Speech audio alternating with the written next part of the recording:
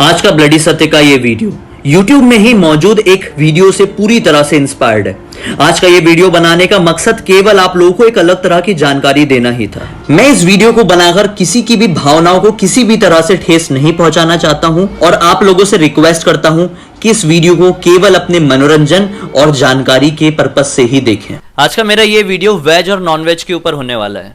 पूरी तरह से वीडियो शुरू करने से पहले मैं आपको कह देना चाहता हूं कि आपका घर है, आपका पेट है, आपके पैसे हैं, आपका मन है, आपके ऊपर डिपेंड करता है कि आपको वेज खाना है या नॉन वेज। मैं किसी को घर में आके नहीं रोक रहा हूं, ना कि वीडियो के जरिए ये बोलने की कोशिश कर रहा हूं कि आप ये मत खाओ वो मत खाओ। मैं आपके ऊपर रोक लगाने की किसी भी तरह से कोई भी कोशिश नहीं कर रहा हूं। बस मैं आज एक वीडियो बनाने चाह रहा हूं जिस वीडियो के जरिए आप लोगों को पता चलेगा कि इस दुनिया में नॉन वेज खाने की शुरुआत कैसे हुई है, इतना ज्यादा प्रचलन में कैसे ये नॉन वेज आया।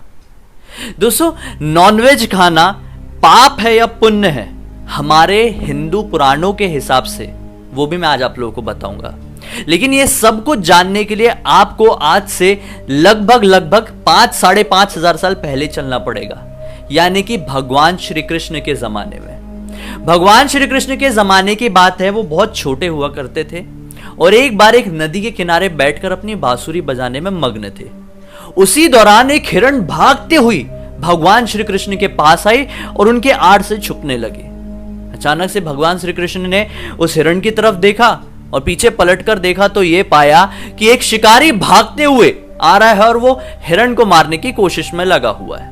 भगवान श्री कृष्ण खड़े होकर, जो कि बाल रूप में थे, बचपन में थे, उस शिकारी को रोकने लगते हैं। शिकारी कहता है कि तुम मुझे क्यों रोक रहे हो, ये मेरा खाना है और इसे भगवान ने ही बनाया है, और अगर हम लोग इसे नहीं खाएंगे तो इनकी आबादी बहुत ज्यादा बढ़ जाएगी। और अगर फिर भी तुम चलो ये भी नहीं मानते हो कि अगर हम लोग ने इसे नहीं खाया तो हमारे पास इतने पैसे नहीं है कि हम अनाज खरीद के खा सके, ऐसे में तो हम भूखे मर जाएंगे। खाते तो राजा लोग भी है ना, आप उनको जाके क्यों नहीं रोकते, हम गरीबों को ही क्यों रोकते हो ये सब खाने से। तब भगवान श्री कृष्ण ने कहा कि जो तुम कुछ बोल रहे हो इसे जानने के लिए तुम्हें एक कहानी समझनी होगी। उस कहानी को पूरी तरह से सुनने के बाद तुम खुद ही बता देना कि इसको मारकर खाना सही है या गलत है। अगर तुम्हें फिर भी लगेगा कि इसको मारकर खाना सही है तो मैं तुम्हें बिना कोई टेंशन के, बिना कोई फिक्र के इस हिरण को मारने दूंगा और तुम इसे मारना, पकाना और खा लेना और अपने परिवार वालों का पेट भी भर देना। लेकिन उससे पहले मेरी ये कहानी सुनो। तब जाकर शिकारी ने सोचा कि अच्छी बात है यार, इससे थोड़ा सा मेरा मनोरंजन भी हो जाएगा और आखिर में तो मुझे बहुत अच्छे से पता है कहानी सुनाकर ये हारने ही वाला है, मेरा क्या माइंड चेंज होगा। मैं तो इससे हिरण लेकर जाऊंगा, इसका वध करूंगा और फिर साथ में अपने परिवार वालों के पका के इसे खा लूंगा। तब भगवान श्री कृष्ण वो पुरानी कहानी की शुरुआत करते हैं। भगवान श्री कृष्ण कहते हैं कि वो समय से और भी काफी समय पहले मगध में, मगध नाम का एक राज्य था, वहां पर पूरी तरह से अकाल पड़ गया था, सूखा पड़ गया था, बहुत ज्यादा गरीबी आ गई थी। इस बात से मगध के उस समय के राजा को बहुत ज्यादा टेंशन हुई कि यार अब क्या होगा, यहाँ पे ना अनाज पैदा हो रहा है, ना ज्यादा लोग काम करने के लिए तैयार है, क्योंकि उनकी तनख्वाह देने के लिए राजा के पास पैसे भी नहीं बचे थे। तो राजा ने सोचा कि ऐसा ही चलते रहा तो धीरे धीरे करके मेरी पूरी प्रजा समाप्त हो जाएगी, लोग मरने लगेंगे भूख से। तब राजा ने एक दिन अपनी सभा बैठाई और उस सभा में अपने मंत्रीगणों से सवाल किया कि आप ही लोग बताइए कि अब ऐसा कौन सा खाना बचता है, ऐसी कौन सी खाद्य पदार्थ है जो बड़ी आसानी से लोगों को उपलब्ध हो जाए, बहुत ही कम दाम में, ना के बराबर दाम। देखो, दाम देने के लिए तो अभी राज्य में कुछ बचा ही नहीं है, तो ना के बराबर दाम में क्या ऐसी चीजें जो उपलब्ध हो जाए और लोग खुशी खुशी मजे में उसे खाएं और लोगों के लिए वो पौष्टिक भी रहे। सब लोग बहुत ज्यादा विचार में लग गए। लेकिन तभी एक मंत्री जो कि शिकार करने का शौकीन था, वो खड़ा होकर कहता है कि राजा जी, मैं आपको बताता हूं, हम अपनी प्रजा को खाने के लिए मांस दे सकते हैं, जानवर दे सकते हैं। अगर हम जानवर का शिकार करें और अपनी प्रजा में देने लगे तो इनसे उनको पौष्टिक आहार भी मिलेगा और इसमें ज्यादा पैसे, यानी ना के बराबर ही पैसे लगेंगे ना, क्योंकि उनका शिकार ही तो करना और खा लेना है। इस बात से जो बचे कुछ और भी मंत्रीगण थे वो सहमति दे देते हैं, तैयार हो जाते हैं। लेकिन जो राज्य के प्रधानमंत्री थे वो सहमति नहीं दे पाते। राजा जी प्रधानमंत्री की तरफ देखते हैं और बोलते हैं कि भाई आप भी बताइए कि सही होगा या गलत, जानवरों का शिकार करके अपनी प्रजा को खिलाना।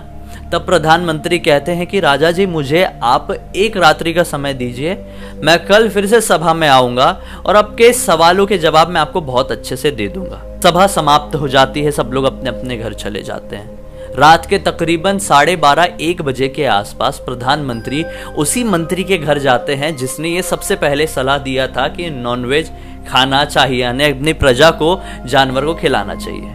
उसके पास जाकर कहते हैं कि मैं बहुत ज्यादा टेंशन में हूं। अब प्रधानमंत्री की टेंशन को देखकर मंत्री की टेंशन बढ़ जाती है। वो सोचता है कि कहीं मैंने सभा में कुछ गड़बड़ तो नहीं बोल दिया था, कहीं मेरे अपोजिट में कोई सजा वजा तो नहीं सुना दी राजा जी ने। तो वो डर जाता है, बोलता है अरे डरो मत, मैं इसलिए टेंशन में हूं क्योंकि राजा जी की अचानक से सभा समाप्त होने के बाद बहुत ज्यादा तबीयत खराब हो गई। वैद्य घर पे आए और वैद्य ने बोला कि राजा जी को अब तभी बचाया जा सकता है कि जब राजा जी जैसे ही कदकाठी वाले कोई इंसान के हृदय का 2 तोला मांस लेकर आया जाए। वो 2 तोला मांस वो राजा जी के शरीर में जोड़ेंगे और इससे राजा जी की तबीयत ठीक हो जाएगी। अब ये बात वो मंत्री सुनता है तो हैरान होता है कि हाँ ठीक है, लेकिन ये सब मुझे क्यों बता रहे हो। तब प्रधानमंत्री कहता है कि राजा जी से जो कदकाठी है वो तो आपकी ही मिलती है, तो एक काम करते हैं, मेरे पास खंजर है, उस खंजर से मैं आपके हृदय में वार करूंगा और केवल 20 ग्राम मांस निकालूंगा आपके हृदय का और राजा जी को दे दूंगा। इससे राजा जी वापस से जीवित होने लगे, मतलब पूरी तरह से ठीक हो जाएंगे। अब जैसे ही ये बात वो मंत्री सुनता है, बेहद ज्यादा घबरा जाता है, एकदम डर जाता है, क्योंकि उसने बोला कि यार मेरे हृदय से अगर 2 तोला मांस निकाल लिया गया तो मैं तो मर जाऊंगा, और अब मैं मर जाऊंगा तो फिर क्या मतलब रहेगा चीजों का। तो उसने बोला कि एक काम कीजिए, प्रधानमंत्री बोलता है कि एक काम कीजिए, मैं आपको 1 लाख स्वर्ण मुद्राएं देता हूं, आप वो रख लीजिए, हाँ, और फिर अपना हृदय का मांस मुझे दे दीजिए। ये सुनकर वो बहुत ज्यादा घबरा जाता है, अपने घर के अंदर जाता है और अपने घर के अंदर से 1 लाख स्वर्ण मुद्राएं और लेके आता है और बोलता है आप 1 लाख स्वर्ण मुद्राएं मेरी तरफ से भी रखिए और ये 2 लाख स्वर्ण मुद्राएं की मदद से आप किसी और को ढूंढ लीजिए। तब प्रधानमंत्री कहते कि अरे रुकिए रुकिए, आप एक काम कीजिए ना, हम आपको एक हवेली भी दे देंगे, एक जागीर दे देंगे, मतलब रहने के लिए एक अच्छा बड़ा घर दे देंगे। अब ये सुनकर मंत्री बोलता है कि अरे भाई, जब मैं जीवित ही नहीं रहूंगा तो फिर क्या मतलब रह जाएगा आपकी जागीर की, आपकी स्वर्ण मुद्राओं की। फिर प्रधानमंत्री जवाब देते कि भाई तुम प्रधानमंत्री बन जाओ, मेरा पद ले लो, मेरी गद्दी ले लो, मैं तुम्हारा दास बन के रहूंगा, अब क्या चाहिए बता दो। जवाब में मंत्री बोलता है कि अरे यार फिर तुम वही बात कर रहे हो, मैं मर जाऊंगा तो मैं प्रधानमंत्री क्या राजा की गद्दी लेके भी क्या करूंगा, समझ क्यों नहीं रहे हो। ऐसा बोल के वो अपने घोड़े में सवार होने लगता है और वहां से निकलने लगता है। तब अचानक से प्रधानमंत्री उसे घोड़े को पकड़ते और बोलते रुको रुको, भागने की कोई जरूरत नहीं है, मैं जबरदस्ती नहीं करूंगा, मैं किसी और के पास से कोशिश कर लेता हूं जो कि राजा जी जैसे दिखता होगा। अब वो दूसरे के पास जाते हैं, दूसरा भी ऐसे ही घबरा जाता है और वो अपनी तरफ से और 1 लाख स्वर्ण मुद्राएं देता है। तीसरे के पास जाते, तीसरा भी। ऐसे करते करते प्रधानमंत्री रात भर घूमते रहते हैं, इधर से उधर, इधर से उधर, इधर से उधर। सुबह का समय होता है, जितने भी मंत्रीगण थे वो जल्दी पहुंच जाते, क्योंकि सबको जानना था ना कि राजा जी की तबीयत कैसे खराब हुई या फिर अभी वो ठीक है या नहीं। लेकिन राजा जी अपने समय पर बिल्कुल नॉर्मल तरीके से आते हैं, अपने सिंहासन में बैठ जाते हैं। अब सब लोग देख के टेंशन में कि यार हमारा पोपट हो गया है, हमसे मजाक किया गया है, प्रधानमंत्री जी ने हमसे झूठ क्यों बोला, ये बात सब सोच ही रहे थे कि पीछे से प्रधानमंत्री जी की भी एंट्री होती है। अब राजा जी बोलते हैं कि भाई आपने बोले थे कि आज बताएंगे कि मांस खिलाना सही है गलत है, बताइए, हम आपके जवाब का इंतजार कर रहे हैं, आप सहमति देंगे तो हम फिर आगे कुछ कदम उठाएंगे। तब प्रधानमंत्री कहते हैं कि मेरे हिसाब से बिल्कुल गलत होगा, क्योंकि ये जो मांस होता है ये बिल्कुल भी कम रेट में किसी को अवेलेबल नहीं हो सकता, मतलब कम दाम में किसी को अवेलेबल नहीं हो सकता। फिर मंत्री लोग कहते हैं कि ये कैसी बात कर रहे हैं आप, शिकार ही तो करना है, मांस मिल जाएगा। फिर प्रधानमंत्री बताते हैं कि आप लोग शायद भूल रहे हैं कि कल रात क्या हुआ था। कल रात मैं आप सभी लोगों के घर पे आया था और सभी लोगों से मैं केवल 20-20 ग्राम यानी कि 2-2 तोला ही मांस मांग रहा था, लेकिन आप सभी ने उसके लिए इनकार कर दिया और उसके एवज में, उसके बदले आप लोगों ने मुझे 1 लाख स्वर्ण मुद्राएं दे दी। मतलब आप 2 तोला मांस नहीं दे पा रहे, लेकिन आप 1 लाख स्वर्ण मुद्राएं मुझे देने के लिए तैयार हो गए। देखिए राजा जी, मैं इन लोगों के दिए हुए 1-1 लाख स्वर्ण मुद्राओं की मदद से 1 करोड़ स्वर्ण मुद्राओं को इकट्ठा कर चुका हूं। राजा जी देखकर ये प्रसन्न हो जाते हैं और साथ ही साथ सब लोग हैरान हो जाते हैं। राजा जी वो 1 करोड़ स्वर्ण मुद्राओं को लेते हैं और बांट देते हैं अपने पूरे प्रदेश में, अपने पूरे राज्य में, और कहते हैं कि जो जो लोगों को पैसों की आवश्यकता है वो आइए और खेत में बड़ी मेहनत से काम कीजिए। थोड़ा समय लगेगा लेकिन अच्छा खासा अनाज उत्पन्न होगा। बारिश का मौसम आने ही वाला है। जो मुद्राएं थी उनमें से कुछ मुद्राओं की मदद से उन्होंने दूसरे राज्य से अनाज का इंतजाम करा लिया और कुछ मुद्राओं को अपने राज्य के लोगों में बांट दिया, जिससे लोग बहुत ज्यादा खुश हो गए और सब लोग जी जान लगाकर खेतों में मेहनत करने लगे। कुछ ही समय बाद बारिश का मौसम आया, घनघोर बारिश हुई और बहुत ही अच्छा अनाज उत्पन्न हुआ। सभी लोग राजा जी के ऊपर भी बहुत खुश हुए, क्योंकि राजा जी ने सब लोगों को बहुत अच्छी आय भी दिए थे और लोगों के घर में अनाज भी दिए थे। अब पूरा प्रदेश हरा भरा वापस से हो गया। तब भगवान श्री कृष्ण वापस से उस शिकारी से कहते कि अब आप बताओ कि क्या अभी भी आपको ऐसा लगता है मांस खाना अनाज खाने के कंपैरिजन में ज्यादा सस्ता होता है, कम दाम का होता है? तब जाकर शिकारी कहता है कि हे प्रभु, आपने तो मेरी आंखें खोल दी। मेरे समझ में आ गया है कि मैं एक जानवर को खा के अपना ही नुकसान कर रहा हूं। आज नहीं तो कल मेरा नुकसान जुड़ा ही हुआ है। आज के बाद से हमेशा अनाज खाऊंगा, अपने परिवार को भी अनाज खिलाऊंगा और कभी भी किसी भी पशु को किसी भी तरह का नुकसान नहीं पहुंचाऊंगा। ये तो थी एक छोटी सी कहानी जिसका कोई भी रिलेशन नहीं है इससे कि नॉनवेज खाना सही है या गलत। इसका रिलेशन इस बात से है कि आखिर नॉनवेज खाने की शुरुआत कैसी हुई। अब मैं आप लोगों को बताता हूं कि नॉनवेज खाना सही है या गलत हमारे हिंदू पुराणों के हिसाब से। देखिए दोस्तों, सबसे पहले हम बात करेंगे श्रीमद् भागवत की। श्रीमद् भागवत में बिल्कुल भी जिक्र नहीं मिलता है कहीं पे भी वेज खाना या नॉनवेज खाना दोनों में से सही क्या है, लेकिन श्रीमद् भागवत में 3 तरह से डिवाइड किया गया है खानों को: राजसिक, तामसिक और सात्विक। सात्विक का नाम आप लोगों ने बहुत सुने होंगे। सात्विक एक ऐसा खाना होता है, खाने का एक ऐसा प्रकार होता है जिसमें लोग सिर्फ साग सब्जियों का, ताजे फलों का ही सेवन करते हैं। सात्विक खाने के कारण लोगों की लंबी आयु रहती है, इम्यूनिटी बहुत अच्छी रहती है और जो उनका मन है वो बहुत शांत रहता है।